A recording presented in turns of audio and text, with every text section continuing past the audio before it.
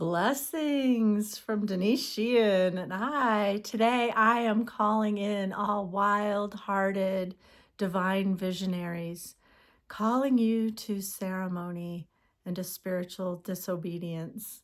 Mm. And I'm so excited today. I was told that the elements for our ceremony are water, which we have an abundance of right now. It is absolutely a magnificent snowy day. I've had about a foot of snow since last night, and also the element of fire. And so we're going to be playing with the fire a little bit in a bit too. So it's a ceremony for spiritual civil disobedience. So let's first talk about civil disobedience and what that is. And the one who made it kind of famous was Henry David Thoreau, and who published an essay, Civil Disobedience. It was actually posted um, past his death. But it was an essay that encouraged people not to blindly follow codes or laws or rules that they felt were out of integrity. And we're really having it became a kind of a popular movement in the 60s. As we know, like everything started to become questionable and questioned. And so a great example of civil disobedience is Dr. Martin Luther King Jr. and the way that he approached the civil rights movement from a place of courage and strength, but also of such incredible nonviolence. And yet, look at the effect that he was able to create with his approach. And so we're so grateful for, such courage that it took. And also, like, there's an emotional intelligence that comes from being able to approach things from a nonviolent approach, I feel. And that's also really important. So we're definitely seeing a lot of things in the world that are questionable, and people who are courageous enough to question. And thank goodness for that, because like I think we've been on a collision course for a really long time, but like the heat has gotten turned up slowly, and all of a sudden we're like, how did we get here? How did this happen? But it's been happening for a long time. And when I kind of look at it, it's like if I want to put it flippantly, it's almost like a absurd comedy of errors. But it's much more serious than that, right? And we know that. Like we're really awakening to the fact that like we're being divided and conquered in a way. And so as like reality is shifting like to the polar opposite spectrums, and we're trying to be on the right side, and all of us, and then we're looking at the other side and seeing like the cliff that is behind them, but we're not seeing the cliff that's behind ourselves. And yeah, it's just really interesting how this is. But I feel like in my heart, and I think a lot of us are aware, like we're being played. We're being played. So what do we do about that? It's like much bigger than we can really tease apart with our own mind or imagination. It's challenging to stay up with all the current trends and what is happening. And quite frankly, people are frightened, especially people who are disempowered or who don't feel like the current trends are supporting them in any way. So, especially people who are facing deportation to hostile countries, and to people who, are LGBTQ plus, or to BIPOC. This is like a really, really scary time. And quite frankly, my heart hurts. My heart hurts for anybody who's feeling that sense of vulnerability in this current climate. I think it's justifiable to be terrified. So what do we do with that? What do we do with this awareness? And I feel like one of the things that's really challenging for me, but is also really important, it feels in my heart, is to surrender into what is, to accept what is here right now. And and this is even harder, but to take that a step further and feel like there is a divine plan in place that we don't have to understand, and we don't have to know with our conscious minds, but that there is something that is bigger, unfolding than we can possibly really know. And that gives me a sense of hope inside, which is helpful at these times.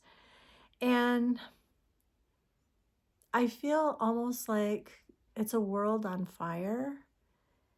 And as we know, fire is such a powerful element of transformation and transmutation. And so it's also an essential element, I feel, into what is happening. And so it may be very useful for us to be feeling ourselves in the flame right now.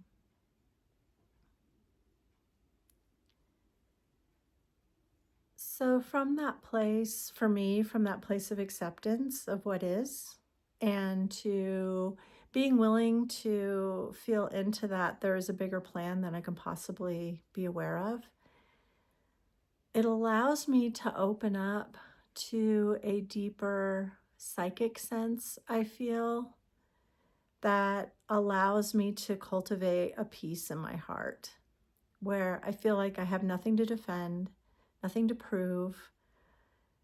I have only like the power of my heart to transmit peace into the world and love and compassion and understanding. And that these things are much more important to me than in being, politically correct or, somehow right about what is happening in the world. I'd rather approach it from a place of innocence and love than to be right. And yet, when I get that peace in my heart, when I allow space for my self-care, when I allow space to meditate, I can really feel into a deeper intuitive knowledge that drops in for me and that helps to guide my way on. And so I'm not acting from a place of mind, of like mind dominance. And instead, I'm letting my heart find the wisdom and then my mind execute the plan. And I really know, and I say this all the time, but we all have sacred gifts that we came here to express on this planet at this time. It's no mistakes that we're here and that we're experiencing this, and that by honoring and accessing and honoring our intuition, we find our unique path to walk of service that provides more opportunity in the world for us all to heal together. So, my proposal today has to do with the power of prayer. And I know in our world a lot, we talk about how, I'm sending prayers and love, and how it's like our world needs more than that. And it's true. I mean, we need so much support. We need everybody to be themselves and to speak their heart and to share their wisdom and their love and whatever it is that are their sacred gifts in this world. So we need all of it. But what I'm proposing today is that we come together in prayer for each one of us and for all of us and kind of clear our space to step into our sacred path and contribute to a collective that'll be more empowered and helpful for all of us. So, thinking about prayer, there's actually research on the power of prayer, and so Lynn McTaggart has talked a lot about that amongst others, Bruce Lipton and Greg Braden and others. But prayer, when it is enacted in groups of people, has been shown to be very, very powerful for affecting healing, for creating nonviolence, for activating dreams and goals. And then there's this beautiful loop that happens when those who are praying for others actually end up receiving the same benefits that they were sending to others. So that's a pretty cool concept, isn't it? So I propose that, like, for all of us who are praying together today in this ceremony, and who will over time add their prayers into it through replays, that would be amazing and powerful. And it's worth a try, right? It's worth a try.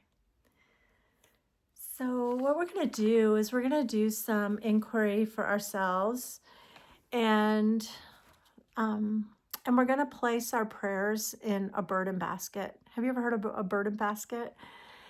And so there were a lot of aspects to a burden basket. Oftentimes they were like something that would hold a bundle of wood that the women could carry, so that they could gather firewood for their daily fire, and also leave their hands free to be able to pick up herbs and plants as they went along for their meals and their healing. You could also place a burden basket outside your front door, and you would ask people to place their burdens in the basket before they enter your home or your teepee, so that people would not come in and invade your sacred space with all their problems, and instead would come in with a light heart and be able to honor your sacred space in that way. And they could also be used as a way to like kind of carry the burdens of the people and then to offer them to Creator. And today we're going to do that. We're going to have a burden basket to hold our prayers, and then I'm going to place those prayers in the fire so that it's kind of like a double offering. And the power of the fire, as I said, for transmutation is so powerful. So what I want to invite us to do is to explore a couple of inquiries around what we wish to release.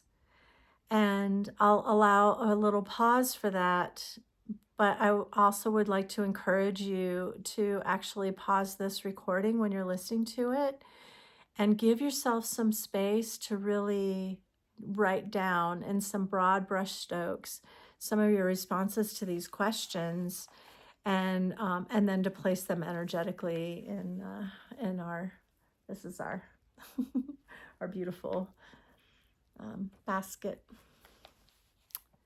So for the release prayers, to help us to tap into that, the first inquiry would be, where do I resist stepping into my authenticity and personal power? These are times when our authenticity and personal power are absolutely so important for us to embody, for us to be ourselves, to be willing to be seen and heard, to be the visionaries that we are. But we have to clear space. We have a lot of gunk in our space, in our energetic space. So look at, where are you resisting stepping into your authenticity and your empowerment? Take some time to jot down some notes and pause the recording as you wish.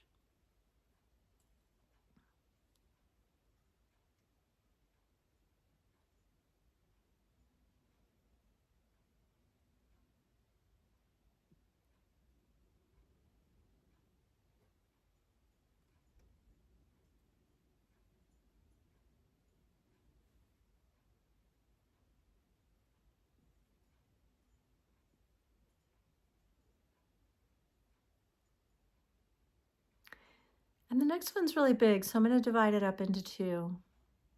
So number 2 of 3 for what we're releasing. What ills am I ready to release from my own life?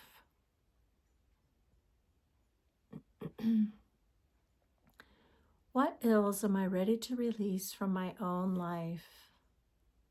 What's been going wrong?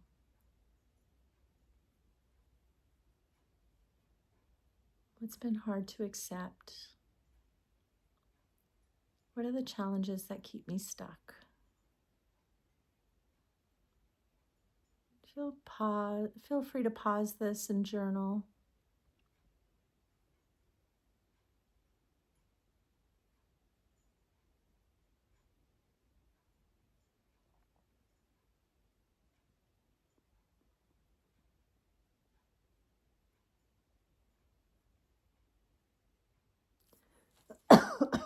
Excuse me.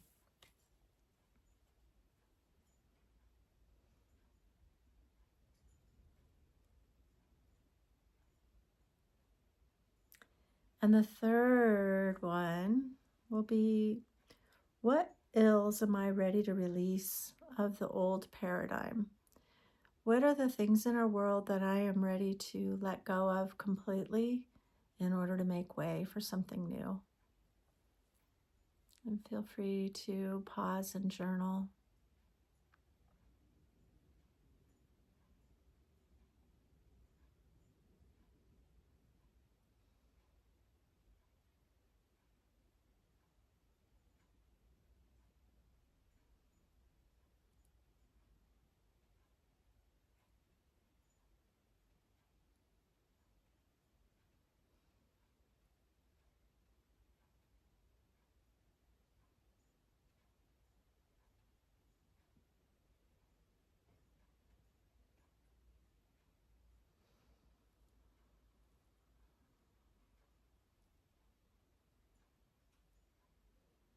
Awesome. Very good.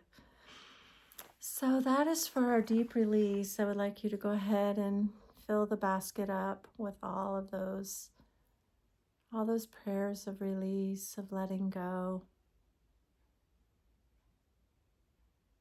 In our sacred space, we have the archetype of Sachamama, Great Serpent, who is here to teach us to shed the past the way that she sheds her skin, so that we may come into our power as not even just wounded healers, but eventually as healed healers. And all of us who are listening today, we're on that path. And I honor you because it's not an easy path. It's not an easy path at all.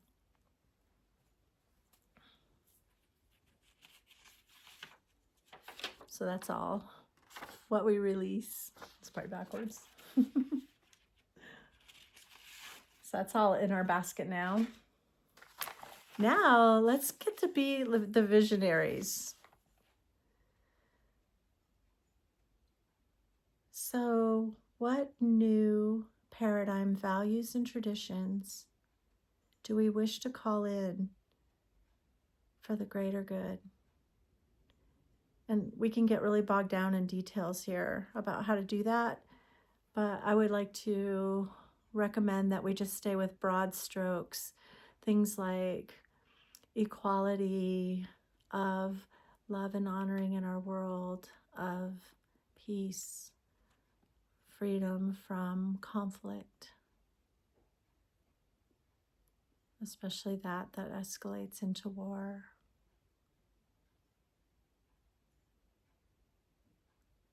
Take some time to journal and pause this recording.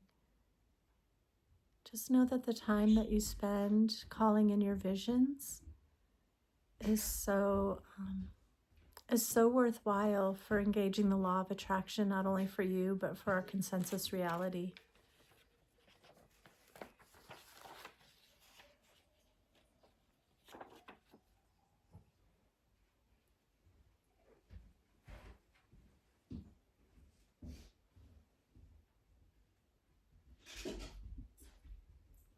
Excellent. And now we can fill our burden basket up with what we energetically support for our new paradigm. And go ahead and place all your prayers in there.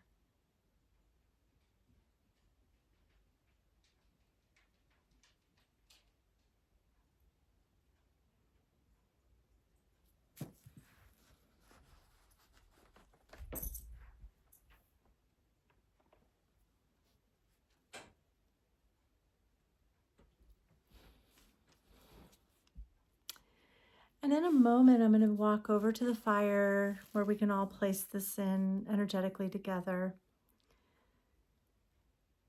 But there was something that I felt called to share with you as we complete the ceremony.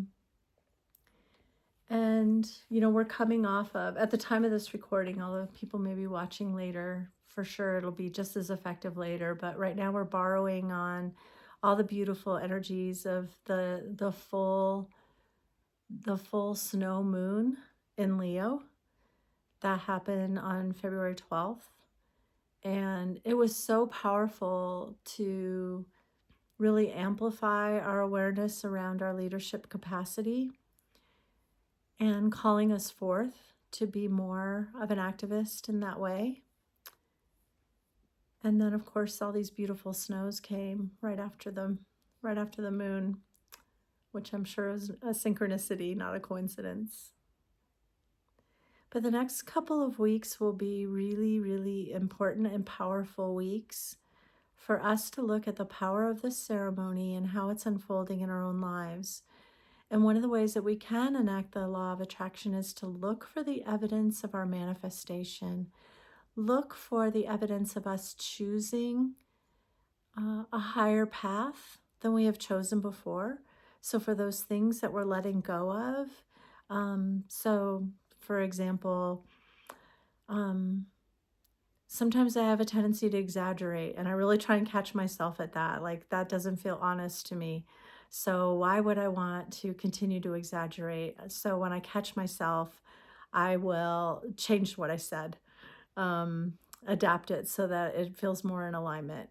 And so that might be an example of like noticing where we're choosing a higher path that is more in alignment with integrity and with our like honest empowerment. So what we want to do is really look for the proof of our manifestation in all the ways. If we've been praying for a more peaceful world, maybe there'll be a story that comes into light of a beautiful expression of peace where there's been conflict. Wouldn't that be great? I would love to hear that.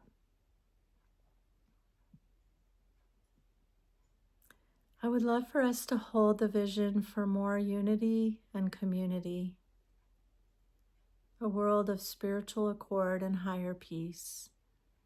And when I prayed into that for this ceremony, I felt Archangel Metatron come in here to really support the visions.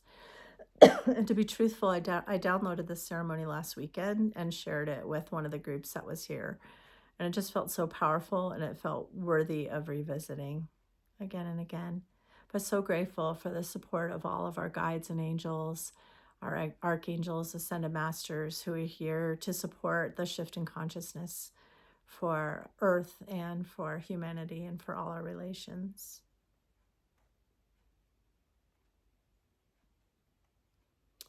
And then one final bit of wisdom is to allow ourselves to embrace stillness, at least for a few minutes every day, or maybe a few pauses throughout the day, to really find the peace of our heart and the wisdom of our soul,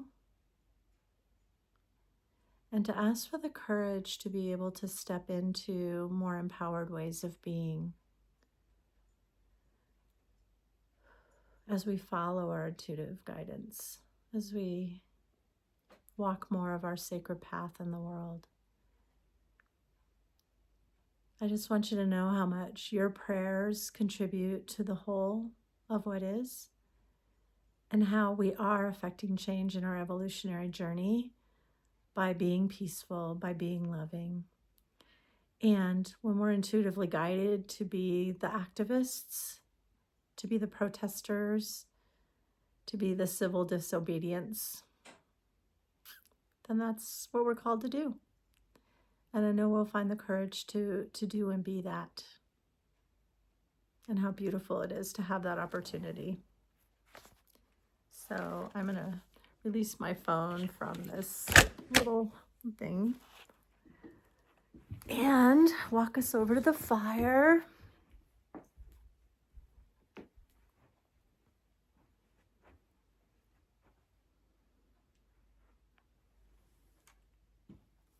I'm going to open up the fire. It's a beautiful little cozy fire.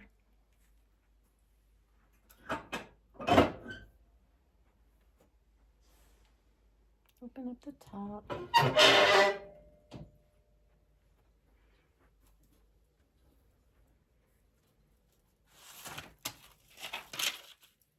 Oh, I just slid all of those in there. Watch them light up. All our prayers going into the heavens, received by the spirits.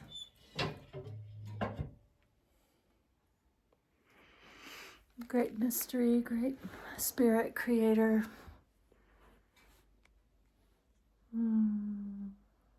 Please fill our hearts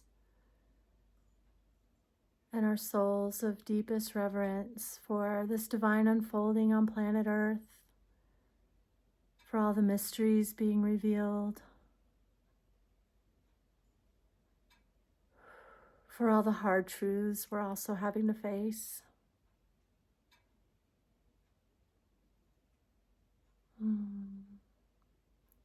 For all the hard parts that hurt our hearts as we're going forward.